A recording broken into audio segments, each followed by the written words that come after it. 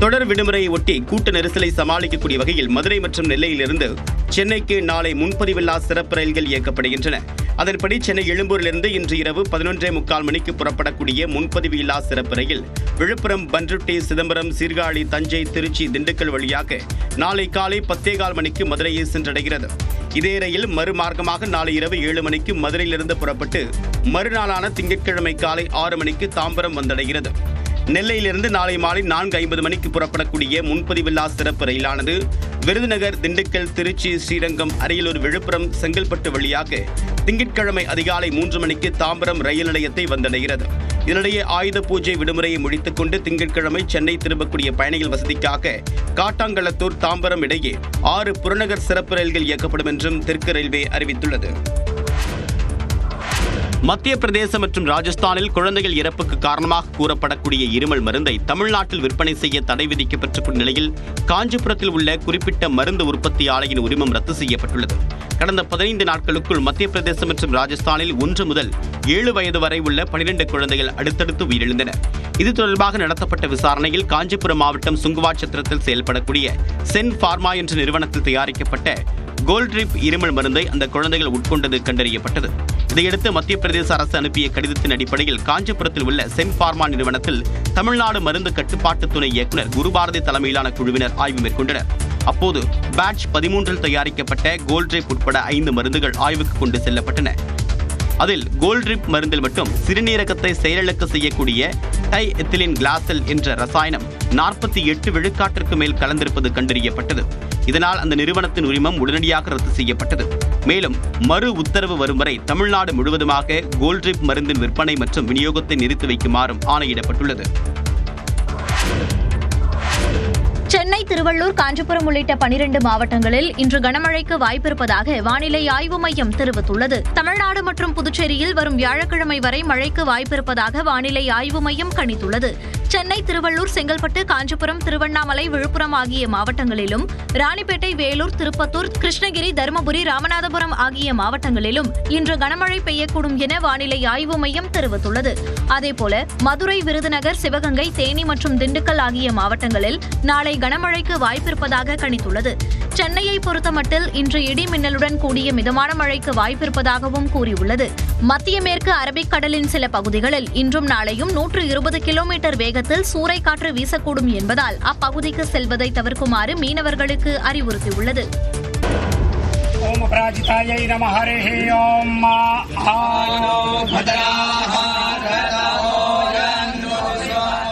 உத்தரப்பிரதேசத்தில் 200 வகையான துப்பாக்கிகளுடன் ஆயுத பூஜை கொண்டாடிய இந்த எம்எல்ஏ தற்போது சர்ச்சையில் சிக்கியுள்ளார்.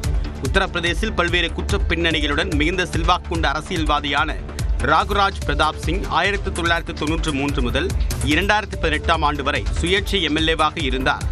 அந்த மாநிலத்தின் அமைச்சரவையிலும் இடம்பெற்றிருந்த பிரதாப் சிங் கடந்த 2018 ஆண்டு ஜன்சத்தா தளம் என்ற தனிக்கட்சியை தொடங்கினார்.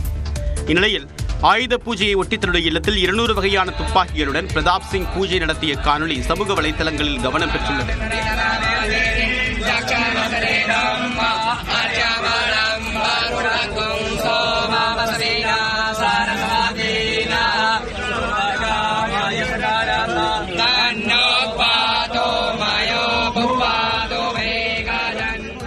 பிரதாப் சிங் சட்டவிரோதமாக வெளிநாட்டிலிருந்து வாங்கிய பல்வேறு ஆயுதங்களை தன்னுடைய வீட்டில் வைத்திருப்பதாக அவருடைய மனைவியே கடந்த ஜூன் மாதம் பிரதமர் அலுவலகத்திற்கு கடிதம் ஒன்றை அனுப்பியிருந்தார்.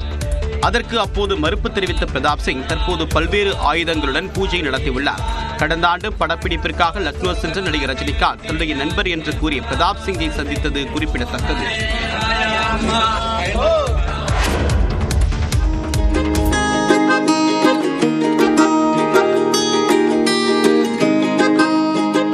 போஸ்னியா நாட்டில் முன்கூட்டியே பனிப்பொழிவு தொடங்கியதால் எங்கு பார்த்தாலும் பனி உறைந்து காட்சியளிக்கிறது.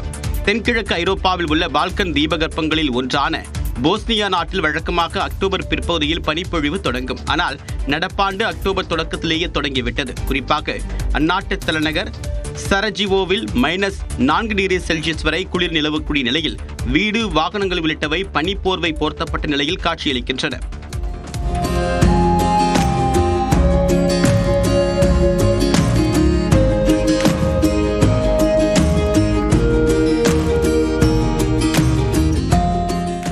மரங்கள், இருக்கைகள், சாலைகள் என்று எங்கும் பனி கொட்டி கிடக்கிறது. பனிக்காலத்திற்கான முன்னேற்பாட்டு பணிகளை அந்நாட்டு மக்கள் செய்து முடிக்கக்கூடிய முன்பே பனிக்காலம் தொடங்கிவிட்டது. இதனால் கடும் குளிரை எதிர்கொள்வது சவாலாக இருப்பதாக போஸ்னியா மக்கள் தெரிவித்துள்ளனர். தொடர் விடுமுறையை ஒட்டி கூட்ட நெரிசலை சமாளிக்கக்கூடிய வகையில் மதுரை மற்றும் நெல்லையிலிருந்து சென்னைக்கு நாளை முன்பதிவில்லா சிறப்பு ரயில்கள் இயக்கப்படுகின்றன. அதன்படி சென்னை எழும்பூரிலிருந்து இன்று இரவு 11:45 மணிக்கு புறப்படக்கூடிய முன்பதிவு இல்லா சிறப்பு ரயில் விழுப்புரம், பண்ருட்டி, சிதம்பரம், சீர்காழி, தஞ்சை, திருச்சி, திண்டுக்கல் வழியாக நாளை காலை 10:15 மணிக்கு மதுரையை சென்றடைகிறது. இதே ரயில் மறுமார்க்கமாக நாளை இரவு 7 மணிக்கு மதுரையிலிருந்து புறப்பட்டு மறுநாளான திங்கட்கிழமை காலை 6 மணிக்கு தாம்பரம் வந்தடைகிறது. நெல்லையிலிருந்து நாளை மாலை 4:50 மணிக்கு புறப்படக்கூடிய முன்பதிவில்லா சிறப்பு ரயிலானது விருதுநகர், திண்டுக்கல், திருச்சி, ஸ்ரீரங்கம், அரியலூர், விழுப்புரம், செங்கல்பட்டு வழியாக திங்கட்கிழமை அதிகாலை 3 மணிக்கு தாம்பரம் ரயில் நிலையத்தை வந்தடைகிறது. இதனிடையே ஆயுத பூஜை விடுமுறையை முடித்துக் கொண்டு திங்கட்கிழமை சென்னை திரும்பக்கூடிய பயணிகள் வசதிக்காக காட்டாங்குளத்தூர், தாம்பரம் இடையே 6 புறநகர் சிறப்பு ரயில்கள் இயக்கப்படும் என்றும் தெற்கு ரயில்வே அறிவித்துள்ளது. மத்திய பிரதேசம் மற்றும் ராஜஸ்தானில் குழந்தைகள் இறப்புக்கு காரணமாக கூறப்படக்கூடிய இருமல் மருந்தை தமிழ்நாட்டில் விற்பனை செய்ய தடை விதிக்கப்பட்டிருக்கும் நிலையில் காஞ்சிபுரத்தில் உள்ள குறிப்பிட்ட மருந்து உற்பத்தி ஆலையின் உரிமம் ரத்து செய்யப்பட்டுள்ளது. கடந்த 15 நாட்களுக்குள் மத்திய பிரதேசம் மற்றும் ராஜஸ்தானில் 1 முதல் 7 வயது வரை உள்ள 12 குழந்தைகள் அடுத்தடுத்து உயிரிழந்தனர். இது தொடர்பாக நடத்தப்பட்ட விசாரணையில் காஞ்சிபுரம் மாவட்டம் சுங்குவாட்சத்திரத்தில் செயல்படக்கூடிய சென் பார்மா என்ற நிறுவனத்தில் தயாரிக்கப்பட்ட கோல்ட்ரிப் இருமல் மருந்தை அந்த குழந்தைகள் உட்கொண்டது கண்டறியப்பட்டது. இதையடுத்து மத்திய பிரதேச அரசு அனுப்பிய கடிதத்தின் அடிப்படையில் காஞ்சிபுரத்தில் உள்ள சென் பார்மா நிறுவனத்தில் தமிழ்நாடு மருந்து கட்டுப்பாட்டு துணை இயக்குநர் குருபாரதி தலைமையிலான குழுவினர் ஆய்வு மேற்கொண்டனர்.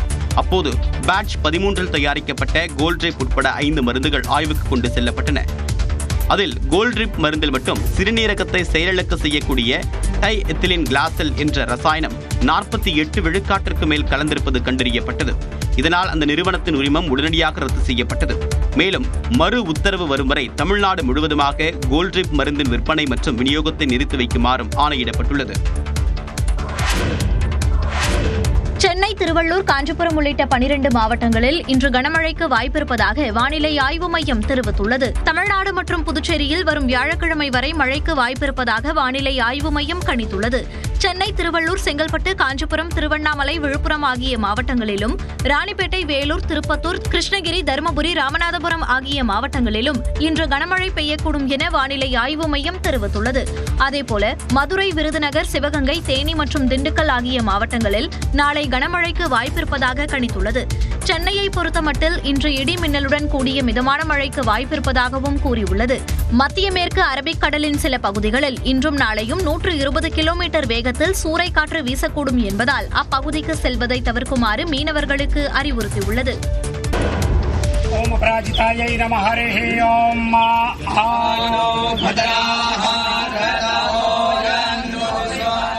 உத்தரப்பிரதேசத்தில் 200 வகையான துப்பாக்கிகளுடன் ஆயுத பூஜை கொண்டாடிய இந்த எம்எல்ஏ தற்போது சர்ச்சையில் சிக்கியுள்ளார்.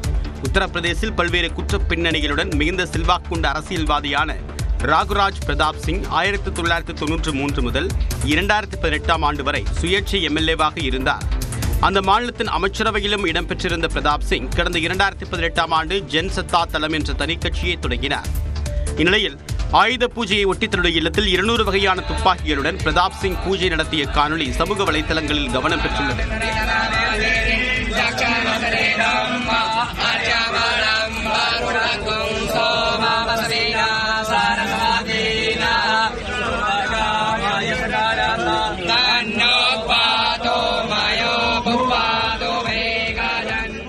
பிரதாப் சிங் சட்டவிரோதமாக வெளிநாட்டிலிருந்து வாங்கிய பல்வேறு ஆயுதங்களை தன்னுடைய வீட்டில் வைத்திருப்பதாக அவருடைய மனைவியே கடந்த ஜூன் மாதம் பிரதமர் அலுவலகத்திற்கு கடிதம் ஒன்றை அனுப்பியிருந்தார். அதற்கு அப்போது மறுப்பு தெரிவித்த பிரதாப் சிங் தற்போது பல்வேறு ஆயுதங்களுடன் பூஜை நடத்தியுள்ளார். கடந்த ஆண்டு படப்பிடிப்பிற்காக லக்னோ சென்ற நடிகர் ரஜினிகாந்த் தன்னுடைய நண்பர் என்று கூறிய பிரதாப் சிங்கை சந்தித்தது குறிப்பிடத்தக்கது.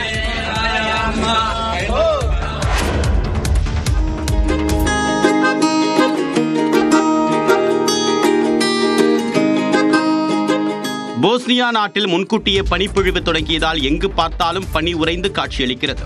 தென்கிழக்கு ஐரோப்பாவில் உள்ள பால்கன் தீபகற்பங்களில் ஒன்றான போஸ்னியா நாட்டில் வழக்கமாக அக்டோபர் பிற்பகுதியில் பனிப்பொழிவு தொடங்கும். ஆனால் நடப்பாண்டு அக்டோபர் தொடக்கத்திலேயே தொடங்கிவிட்டது. குறிப்பாக அந்நாட்டு தலைநகர் சரஜிவோவில் -4 வரை குளிர் நிலவக்கூடிய நிலையில் வீடு, வாகனங்கள் உள்ளிட்டவை பனிப்போர்வை போர்த்தப்பட்ட நிலையில் காட்சியளிக்கின்றன.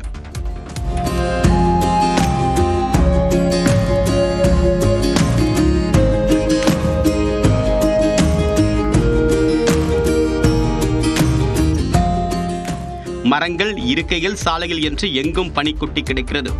பனிக்காலத்திற்கான முன்னேற்பாட்டு பணிகளை அந்நாட்டு மக்கள் செய்து முடிக்கக்கூடிய முன்பே பனிக்காலம் தொடங்கிவிட்டது. இதனால் கடும் குளிரை எதிர்கொள்வது சவாலாக இருப்பதாக போஸ்னியா மக்கள் தெரிவித்துள்ளனர்.